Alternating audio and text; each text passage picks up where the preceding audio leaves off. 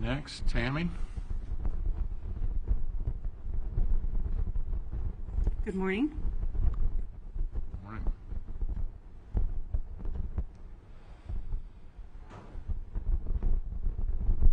So today I'm going to speak to you and walk you through the retail program that we have planned preliminarily for fiscal 17. Agenda. So with our retail plan, we have three objectives. They are to maintain established retailer relationships, communicate the nutritional benefits of Florida orange juice, and influence the millennial mom when she's making her purchasing decisions. As I go through the next few slides, it won't be a surprise to anyone in this room that the scope and the volume for retail marketing is going to be dramatically different than it has been in previous years, and by dramatically different I mean much less. And because of this, the retail presentation that I'm about to give you is going to look somewhat different than the rest of them that you'll see today. So first, the grocery channel. As a quick refresher, all funding for retail programs will come from general revenue funds, and at this point in time we have a $1.5 million allocation. Our first core function is to maintain and grow our retail relationships. So by doing this, we're able to influence the category as a whole. So how will we do that? We'll support our retailers' category teams by promoting Florida orange juice and all orange juice category through digital marketing.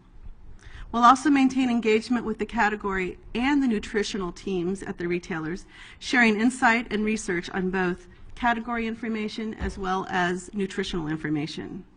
The proposed allocation for this core function is $600,000. And as you can see, it's a crossover into our nutritional core function, which is the next piece I'm going to speak to. So we have two ways to activate our nutritional component. The first is through the Retail Dietitian Alliance. This alliance gives us access to over 1,900 retail dietitians at the retail level, representing all of the major retailers throughout the United States and Canada. With that access, we'll have the ability to engage with this very influential audience and provide education on the nutritional aspects of Florida orange juice. We'll also develop, well, part of this is a customized sponsorship that we'll develop, and it'll give us the opportunity to provide brand presence and FDOC developed content that Sam just mentioned through multiple touch points with these influential dietitians. So ties in nicely to how brand PR is working. The second way that we will influence or activate this function is to individually extend our retail partnerships by working directly with the dietitian and the nutrition teams at the retail outlets. We'll be able to provide them custom content that they can then use directly in their own consumer communications and share out to their consumer base. And the allocation for this function is $300,000. The third core function is consumer-facing communication within the retail environment. In this area, we will focus on digital communication to the millennial mom throughout her shopping journey. We'll start with retailer-specific digital programs by educating and informing our shopper through the delivery of brand, engagement, and nutritional messaging about Florida orange juice while she's planning her shopping trip. This communication would be on the retailer's website and/or their social media sites specifically. We'll also plan to continue our relationship with Department of Ag, Florida Department of Ag, with their Fresh from Florida program that they have at Publix. It's an in-store program promoting Florida oranges, orange juice, and grapefruit, which will have a tie-in to the fresh component that I'll speak to later. And finally is the in-store mobile engagement plan. This is an exciting technology that allows us to communicate with the shopper on her mobile device while she's in the store. Again, reinforcing the nutritional benefits of Florida orange juice and while she's making her purchasing decision. So this technology works through mobile apps that connect with her through the use of a proximity and location-based technology.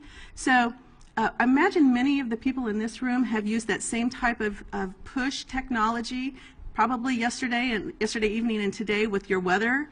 your weather applications that you use to tell you that there's some important information about that particular application or that category that you're interested in. So it's exactly that same kind of technology, but specific around millennial moms.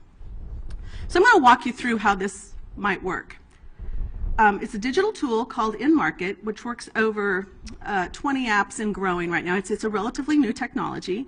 And today I'm going to use the Big Oven application as my example. So Big Oven is an application that provides the millennial mom with recipe ideas and meal preparation ideas. So she's given them permission to push forward prompts to her because she's interested in what they have to say and to tell her about whatever the content is that is important to her in that particular app. So when she enters one of our targeted stores, let's say Publix, for example, she'll receive a prompt from Big Oven. Looks something like this. So depending on which type of device she uses, iPhone versus Android, she'll either tap that screen or slide that screen, and she'll get this message. She'll receive the Amazing 5 nutritional message. It includes a call to action in the center, and for this example, we're using Create a Great Recipe. So when she clicks on that in the center, it'll bounce her to the FDOC website, where she'll be connected immediately to the video recipe that, for this particular example, it's a smoothie. But we'll adapt that as we go along with each different campaign. Any questions about that? Because it's a really high-level explanation of a relatively new technology. So I want to make sure I didn't go over that too quickly if everyone feels comfortable with that. We're going to turn the page then and speak to a different part of our business, and this is the fresh and grapefruit. Again, funding for both of these areas will come primarily through general revenue. So first with the fresh, we're suggesting an allocation of $900,000 from general revenue. The Florida Citrus Packers met on May 3rd to address these allocations, and there was a broad consensus that the supply of specialty fruit was not quite enough to support any programs, so we'll be focusing on a 60-40 split of grapefruit to orange. The next meeting is scheduled for June 7th to discuss the barriers to sale and potential ideas for programs in the coming year. Questions? The second part of that is gift fruit. Again, this is primarily from general revenue of $100,000, but it's also supplemented by about $47,500 in the Citrus Trust Fund tax money. So essentially, for gift fruit, their funding is going to triple over last year. So this is going to be really good for them. It allows them to implement some programs that have been on the books for a few years, but we just haven't had the funding to be able to execute. So those are things like additional truck wraps that are called the rolling billboards. We've used them exclusively through all of the events that we've done for the past couple of years. It will also give them an opportunity to develop some turnpike programs and to enhance the website that we have existing today, the Gift Fruit Shippers website, just so we're clear. And so they're planning a Gift Fruit Council meeting in June to work out some of these details and the plans for next year. So I have two housekeeping slides I wanted to share. This weekend, so Thursday through Sunday, we are one of the sponsors of the Publix Aprons program. I'm sure everyone in this room is familiar with those. There are some samples of the insert and the handout out on the lobby. This program is going to feature Florida orange juice as an ingredient in a specialty meal called tangy citrus steaks. We've tried out the recipe. It's very good. I encourage everyone to try that out this weekend. This program gives us an opportunity to also hand out nutritional messaging to the consumer. So we have a handout out in the lobby as well, talking about the Amazing 5, and there's a snapshot of it up on the screen. This is an important in-store activation to Publix, and so by participating in it, we're further building on all three of our core functions: maintaining retail relationships, nutritional messaging, and then being very specific to consumer-facing communication. My final slide today is National OJ at Kroger. So on May 4th, to coincide with National OJ, we sponsored a lobby event at the Kroger headquarters in Cincinnati. We had several stations set up, an interactive photo booth where you can see a picture of our FDOC team. The employees had some props that they could also use to make it a fun and silly picture or to go with a more serious photograph. We also had sampling of Florida orange juice. We had an education of Meet the Grower, as Sam spoke to earlier, with Commissioners Casper and Hancock, and Executive Director of Highland County Growers Association, Ray Royce. We had a great response from the Kroger folks, the employees, as well as the Kroger marketing team and category team. It was a very dreary and cold, rainy day, so it worked out very nicely that we could bring a glass of Florida sunshine to that environment, and they were very appreciative of that. So I want to take a minute just to thank the commissioners for their help, Ray, for your help, and all the people on the team that made that event possible.